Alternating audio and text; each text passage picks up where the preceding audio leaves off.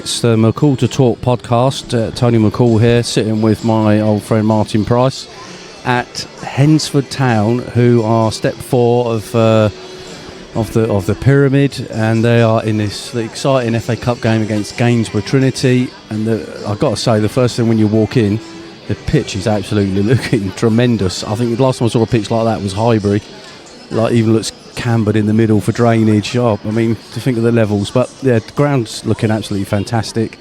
Really excited for this game. I think the two teams should be fairly evenly matched, although I look to pick out some talent as always. I think I've seen a familiar face as well in Matthew Barnes-Homer. I think he's coaching as well as being a player here, and they're just, he's not got his kit on, so he's coaching, and I think they just had a change of manager here, so I think expectation, I think a lot of non-league is either, well, it's almost like hope and expectation, and I think here you look around and see the investment and the facilities and the standard of players. I think there's probably some expectation here, but the club have been tremendously hospitable, that's the word, hospitable to us, and hopefully so we'll be cheering them on today. And this is actually, so Martin is a season ticket holder at Wolves, and this is his first game in non-league, and walking in, Martin, what's your thoughts? Ultimately, the best thing to hear is that the curry sauce and chips are absolutely incredible and a lot better than what they are at the Molyneux. And what about, I think that you got a deal was the only reason you had them, but prior to that you might have had some grilled chicken and chips, is that true? It's all about the football, Tony. You were talking about the pitch and I was talking about the Greek sauce with the souvlaki, which was absolutely incredible. However, what I will say to you is that actually it's so welcome in here, and like the atmosphere here is completely different to what you get when I go to the Molyneux, and obviously Wolves is my team, but I'll definitely be coming back here again. It's brilliant. Well, I'll tell you what, Martin, I want to tell you a little story, if I haven't told you this already. Excuse me coughing, so I've got a bit of the splutters, but when I was the Dunstable manager, when you're the manager, so I was at this level managing, you're so focused on the game, you don't really sort of take in what's around you, and it was only when I had long left and gone back, and I was talking to one of the regular fans there. He was a pensioner at the time, always at the game on his own. Always said, don't get me wrong, always said hello to him, and I always remember he was the other side of the ground, and he'd be shouting at the players, "Come on!" or you got to do better, and words to that effect, as you can imagine. So we always used to chuckle at him, but he was always there week in, week out. And do you know what? When I got back, and I could then have a proper conversation with him, just standing with the fans, of how much it meant to him, because it was he was widowed, he didn't really know anybody, and it was the only place where he made friends and could socialise with people and stuff like that. And it really made me think, actually, for me personally, I didn't do enough, actually, and we can all reflect, and I'm always self-reflecting. You don't always get it right, and actually I didn't pay that guy and some others enough attention. And now when I come to games like this, tremendous day for the FA Cup, but I look around at like people like Colin, his name was Colin, and sadly he passed away quite recently, and I think about him a lot. And now when I look around these grounds, I see all the people of that similar, loads of Collins. Do you know what I mean? And I just, you can see, that there's something that is the biggest thing they look forward to, and I think that is such a special thing with non-league that perhaps not a lot of people realise. I certainly didn't as a manager. But anyway, that's my little story for you. What we'll do, we'll check back at half time. Oh, Martin, in case you say something funny, I've got this little tool. Watch this. Hello. Oh, right, okay, and I can do for when you do jokes. Brilliant. Right, Martin, we'll check back in very soon, and a bit of a rundown of the players and what we think of the game.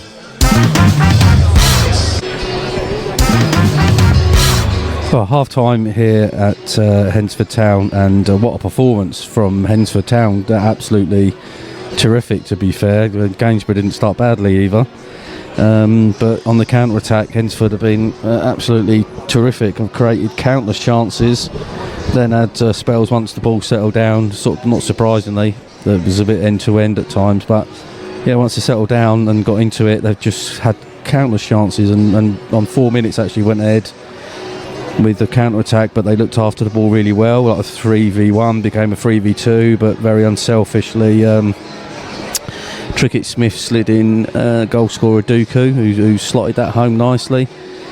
But yeah, went through with several chances, although Gainsborough then with their player Preston, actually, edge of the box, showed really good feet after some good work and sort of curled one onto the corner of the crossbar and the post. And then on 21 minutes, Omar Holness stepped up, chopped inside from the right wing and bent one right into the top bins. Absolutely terrific. Crowd erupted, which is brilliant crowd here. And then all we've got is pretty much for the rest of the half is chants, Hednesford, chants, Hednesford, chants, Hednesford. And actually some standout players in that half. For me, the left back for Hednesford, Joel Taylor, absolutely terrific. I think he spent the whole game inside Gainsborough's half. Lovely interchanging with Byrne as well, who's been terrific. He popped up on the right wing at one point as well. Between the two of them have been an absolute threat, and ironically might paint a picture about the tactics, because one of Gainsborough's best players is their right back, Aaron Simpson. But maybe that's why they're getting joy down the left, Hednesford. But yeah, striker goes without saying, Manny Duku throws his head in front of everything, loads of effort, but in particular those two players down the left. And before my voice goes, which is it's Martin Price's first ever non-league game, so I'm going to interview him Sky Sports style here, Martin. So come on, what are your thoughts on the game, mate? Well, I'm pleasantly surprised, Tony, because it's my first ever game.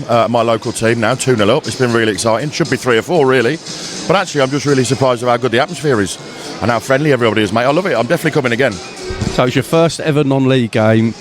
Loads of sort of like you, now. Ironically, we sat next to a guy called Colin after we spoke about. But yeah, I mean, I've got to admit, as non-league games go, this is up there with like one of the best you'll see, mate. I mean, the atmosphere, the crowd. I don't know how they've packed everyone in, but it's absolutely full to the rafters.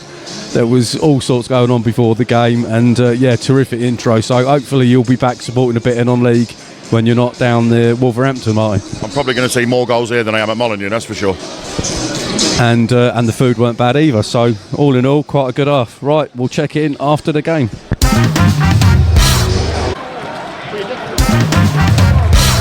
Right, so we've had the second half and extra time. Fireworks are going off outside, and fireworks have been going off inside as well. I'm freezing, by the way, but that's all right, because the game now was absolutely incredible. So from being 3-0 up, come on, Hednesford, and you could argue, I mean, they've had like 3 possible penalties, all for handball, one in each half and in extra time. But it went from 3-0 to 3-1. I mean, it's too many goals even to talk about, but absolutely fantastic finishes. The standard's been great, and the players have left absolutely enough credit to both teams, including Gainsborough, Trinity and Hednesford, because the guys here are limping, you know. He's in front of me, he can barely move, God love him. But we're now at penalties. Sadly, though, I want to do this because I'm going to finish up at the penalties. The announcement over the stadium tannoy here is to please stay in the stands. But we witnessed, unfortunately, on the equalising goal for Gainsborough, which was right at the death, to bring it back to 3-3. An absolute worldie of a goal, by the way. And unfortunately, the Gainsborough fans had spilled onto the pitch right in front of them where their players were. And as usual, like life, 1 or 2 complete, and make no bones about it, absolute morons make their way from both sets of fans, to be honest. And then Hednesford fans make their way onto the pitch as well, and they meet, and there's, you know, some punches thrown and what have you. So they've had one too many Coca-Colas, I think, and or any other drink that's available, actually, not just that, because they should pay me a lot of money for that. But anyway, that happened, and it's just not welcome. It's like families here, great atmosphere, superb. Both teams been brilliant, and I just can't get my head around people running on the pitch and absolutely spoils it. So the players left the field for a period of time whilst people have had to calm down and get themselves together. But anyway, is what it is. We're now into penalties, and Hednesford's number 12 is Rob Stevenson, and he's heading up. I've got my main man Martin here, who's now a non-league expert. Martin, did you enjoy the game? I beg your pardon, I wasn't nice to listen to what you're saying. That's not surprising. Did you enjoy the game? It's absolutely brilliant. We've seen 8 goals, fantastic curry sauce and chips, a lovely hot chocolate, lovely friendly people, and a football riot. So what more do you want for your money? Exactly, yeah. But not welcome, Martin. Not very nice, is it? Absolute bunch of morons. Say that again. But absolute morons. Oh yeah, absolutely pathetic. Yeah, absolutely pathetic. There you go. Right, anyway, not everybody, as always in life. You can't. The rest of these Hednesford Town fans have been brilliant, and they're just up cheering now because they've gone 1-0 up in the penalty shootout. So let's see who's up next. So now we've got Gainsborough stepping up. Yeah. We're all going to put him off loads. Number 6, Cogill. Do you know what, Martin? Martin, he's been brilliant, this lad. Cogill loves diag, left-footed. Goal came from that actually, where they kept hitting the diag from him, and played a good pass forward for one of the goals. And after bigging him up, he's side-footed that into the Hednesford Town fans, way over the crossbar, and we have a miss from Cogill. Oh, it's great to be independent, but there's some very excitable people. By the way, the attendance here 3,866. I'm going to hang in for this penalty shootout, see if my voice lasts till the end. And by the way, everyone's been brilliant around here. What a great bunch of people, other than those handful of idiots. Right, who we got? 16. So Ben Sparks. Go on, Ben. Yeah, left foot. Side foots that. Coolly sends the keeper the wrong way. 2-0 Hednesford. I might have to turn my microphone down, because if Hednesford win after everything we've had here today, this place could absolutely erupt. And fireworks are going off.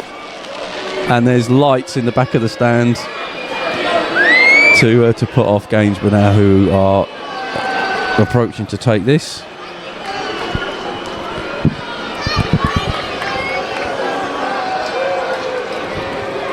Tunta Tulawa stepping up now with a load of Ed Sheeran lights in front of him. Right footed.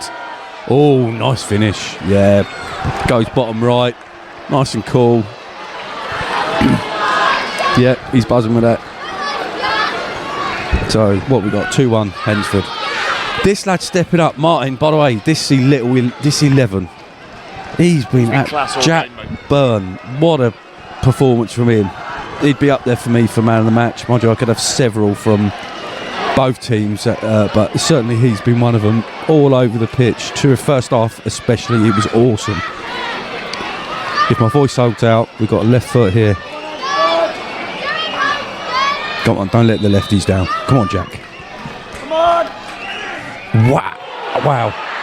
He's levered that, but unfortunately it's kind of knee high for the keeper, down to the keeper's left. He's read that and he's kept that out. What more do you want? So he's still going. Unlucky Jack. He looks gutted, but I tell you what, I hope he listens to this, because what a great performance he's had today, and he shouldn't let that penalty put a dampener on that. Right, Gainsborough up. Number 12, Bobby Johnson. The lights are back. It's a concert. Right footed, and if you can hear that cheer, it's over the bar. Another one. It seems like the lights, they're drawn to the lights. Drawn to the lights. It's high and hover into the stand. Another good performance from the number 8, who's stepping up for Hednesford.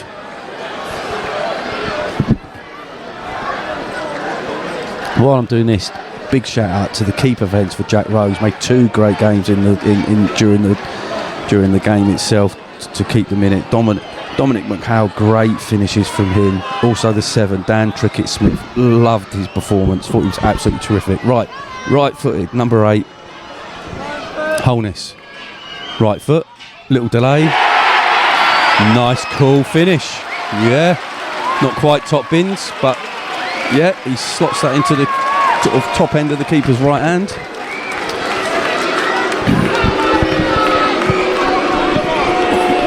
Right.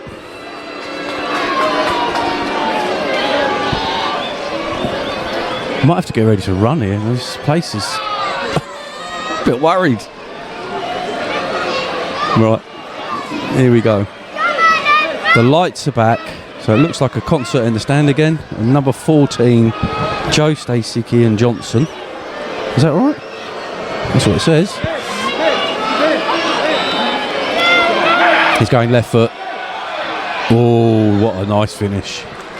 Yeah, he skipped across to give the keeper no. Yeah, he didn't want the keeper to read that one. Skipped across, so the keeper had no idea where he was putting it. And he slotted that home. To win it now. Right, I've got a video of that. Number 3, Joel Taylor. Oh, my voice is going. Now, that's another lad. What? First half in particular. I think that's why they had to change things. Gainsborough got a bit out-muscled in midfield and certainly down the left wing. Absolutely dominated Gainsborough. They did do something to change that. But first half, he was also brilliant. Crossing great. Lefties, don't let us down, lefties. Here he goes, left foot. Oh, no. Oh, no. He's slotted, he's put it wide. Right. Dear me. As if this game, I think we'll be here till tomorrow. Deary me. Deary me. Right.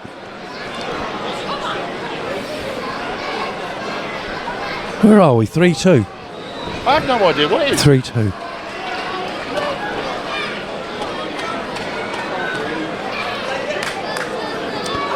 Right, it's the 5 for Gainsborough. Will Lancaster. Excuse my coughing and splutting. Got a little bit of a cold here. Now, Lancaster was the culprit for putting this game into extra time with an absolute worldie. One of those centre-back laces, and he absolutely nearly took the crossbar off the underside of the crossbar for the goal. Now, can he do the same again? Yep, he does. He levers that down the middle, laces again, gives a little bit to the fans. It's all right. It's all in good spirit. He's probably been getting a bit. There we go. Now we've got 19.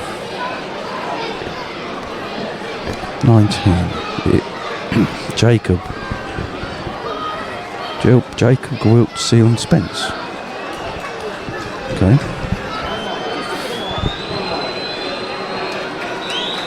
Oh, got a lot of lefties. Left foot. Here we go. Yep. That was nice and cool. He slotted that home.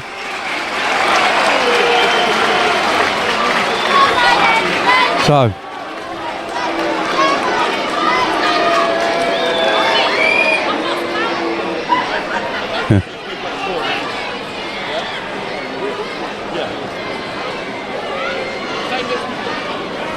16 is George Hornshaw,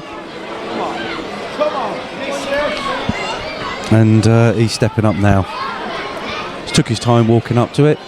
Right foot, good confident stroll back. Keeper's trying to put him off, as are about 300 fans, and he's very coolly slotted that into the side netting. Nice little cool finish.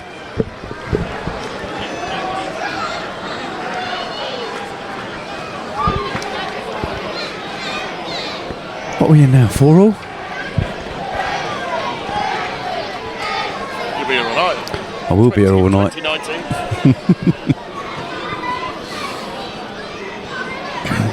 I don't think I've ever been to a game that's had absolutely everything. I mean, the FA Cup as well. What a... Oh, brilliant. Yeah, it's because you're here, Martin. Right, Hednesford, right foot. So... that has hit the... I don't know who that is from... Doesn't... Oh, sorry, there's two players. Sean Spence, unfortunately, has hit the crossbar.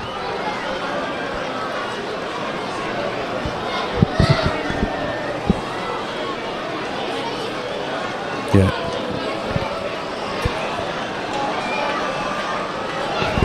And do you know what? The 11 as well, Preston. He's stepping up now for Gainsborough. God, what a performance this lad had as well. Absolute terrific. There's some great players. Another lefty. I think nearly loads of lefties here. And it has been saved to keep this game, to keep it going. Still, I don't quite believe that. Yeah. Wow.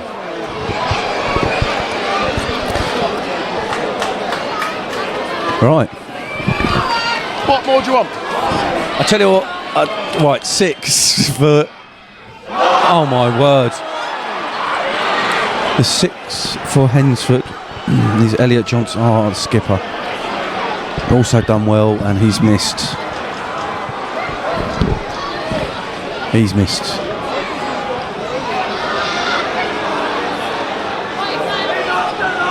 What's happening here now? Is it?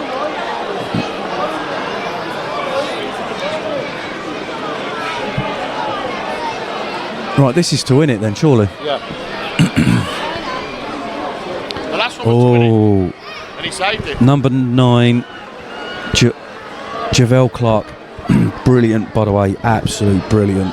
Driving forward for one of the goals from one box to the other, and very unselfishly set up one of the goals. Brilliant, absolute good, great performance. He's gone right foot. Oh my word, it's saved again. I can't. Right. He did a little bit of one of those stuttery runs, and the keeper Jack Rose has saved another one. What is going on here? I thought I'd just close out with a quick, see you later on this, then we're done. Is there any players left to take it?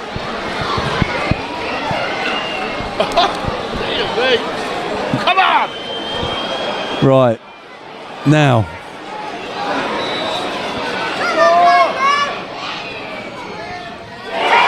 Oh my word. Oh, that's a right shame. So now there's been another save, yet another save.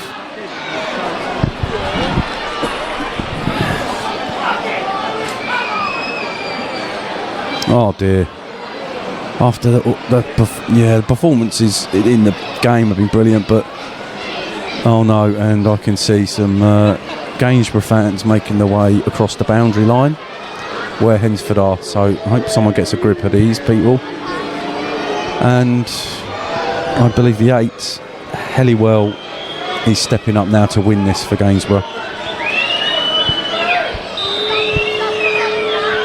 Let's see. Yes, he has. Yeah, and there's fans on the pitch straight away from Gainsborough. And he one in particular heading towards Hednesford. Giving it the fingers, and I hope he's looks like a kind of middle-aged man, and I think to myself, have you got kids? I mean, who's proud of you for doing that? Anyway, very unfortunate there. Keepers were terrific. Congratulations to Gainsborough, because that was a wonderful spectacle. The players for both teams and the coaches from both teams, and I see Martin Hunter there conducting himself really, really well. Actually, I think both sets of people have conducted themselves really well. But sadly, after all that, it's Hednesford that are out, and Gainsborough that go through. I can see some more fans now, hoods up and stuff. I can never get my head around that. Anyway, well done Hednesford. Thanks for hosting us, and Gainsborough, good luck in the next round.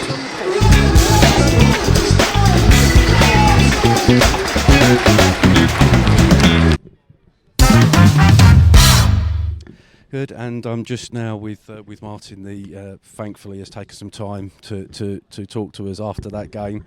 I mean, crikey, I wouldn't even know where to start to analyse it. But one thing I do know is we had a media pass to come here today, and I think if I paid £400 for a ticket, I wouldn't have expected to see what I saw. It was, for a neutral, I'm sorry to say, it was an incredible fixture for the cameras, the BBC, and what is, for anyone that's been involved in football ever, and I've been involved in the FA Cup in non-league myself as a manager and as a coach. And wow, what a spectacle that was today. What were your thoughts on it in the end? Well, I'm going grey now. I might be going bald at the same time. But yeah, I mean, it had everything. It was end to end. There were some great goals. And obviously went to penalties. So it's a great advert for the FA Cup, which is obviously steeped in history. And it's a great example of the quality in senior non-league football. There are some very good teams that are in this competition, and when you look at the pyramid system, none of the non-leagues are easy to get promoted out of. And do you know what? So I sat in the stand with a friend of mine. I was explaining to him about when the game was kind of well into it. So you're 3-0 up at half time, and I'm saying to him, don't worry, they'll make changes at half time. You know, it's like a boxing match, and they're not just going to roll over. I think maybe my own opinion, you looked like you outmuscled them a little bit in the middle, and down the left wing you had a lot of joy. Their right back was getting forward quite a lot, and you were capitalising on that with the left back and your 11. It was terrific. And I said to him, you know, watching this now, when you look at the crowd, the atmosphere, the ground, the professionalism, the pitch, this is why England has got, in my opinion, across the globe, the best football pyramid. And I'm glad you said that, because I was only saying it to my friend. Great example of football in this country, what I've seen today. No, it is, and it's full of ex-professional players. It's full of some academy players that didn't actually make it. So in terms of their game understanding and technical ability, it's out there. You can see it. Yeah, and I come from a long background, and I know you're a very professional coach as well. And you know, the life of academy players is in particular of interest to me, Martin, to be honest. That's where I sort of try to focus a lot of attention, you know, what opportunities they have post the game. And I know it's something we can't escape, because 700 into 11 doesn't go, so the players have to go somewhere when they get released. But what a platform for players that maybe some are young enough to still think they might make their way back. I had it myself at Dunstable. We had players that came and played for us and made their way back, or can carve out kind of like a new living, or whether it's a joint living with something else. So I think there were several players today. Some look quite young, some quite experienced, but from a football perspective, wow, what an absolute You've got example. A real mixture of players in ages and where they've come from. So, I mean, long may that continue. It will continue, because in the academies it's absolutely brutal, and some will pick up the gauntlet, if you like, and some people find it very difficult and drop out of the game. So that's why non-league football is so important. Yeah. Oh, it's terrific. And so look, I you know, not you journalists looking to sort of pick the bones out of the game, Martin, and I suppose one topic that, you know, stands out. I'm not even going to ask you to comment, because it's nothing you can control. But things obviously got a little bit out of hand. And again, I was speaking to my friend in the crowd there, and I said, do you know what? It's like a representation of society. Most people are great people. I've come here today and I'm looking. You've got all these people that are absolutely brilliant, and as always, wherever you go in life, there are a small percentage of absolute people that, you know, are hell bent on spoiling things. And the conduct, though, of you, the staff. I don't mean to sound it in a condescending way, Martin, but, you know, just not getting. I was watching you and just focused on the game. All the players, credit to both teams, credit to both sets of staff for not getting involved in that. But disappointing to see, right? That's not welcome. It is, and I really don't want to sort of elaborate on that. So I know Russ really well, who's the Gainsborough manager, and very down to earth, like I think I am. So it's high standards. You don't want that. Yeah, absolutely. Yeah, absolutely. So, look, Mike, I'm sorry you've gone out. Incredible game of football. Even the penalty shootout ended up being. I've never seen anything. Remind me of that. I've never seen anything like it. And actually, your keeper, as well, you will know. I mean, he's made 2 terrific saves in the game to keep you in it. And, you know, credit to him. But I lost count of how many saves the keeper's made. Have you ever seen anything like it, Martin? In years gone by, yes. So I'm quite practicing that. But yeah, it's a very pressured situation. and we did have an opportunity to practice it, and then it's actually delivering when the pressure's on. Well, Martin, thank you for taking the time. I really appreciate it, and thanks for your comments regarding the players and new futures and things. That's pretty much where I'm at and what I'm doing. So I'll let you get back to the warmth now and some recovery. Thanks a lot, Martin. Thank you very much.